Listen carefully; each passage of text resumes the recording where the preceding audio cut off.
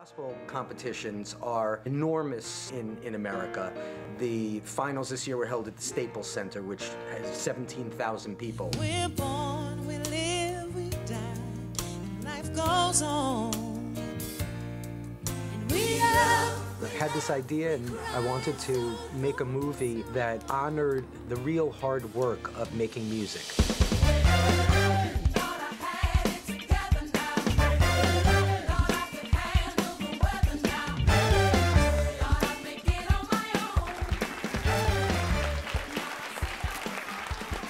We're looking forward to the energy, the excitement, and just the praise. It doesn't matter what denomination you are, everybody loves that great gospel music. We've seen our families reflected in this movie. We've seen this competition reflected in this movie.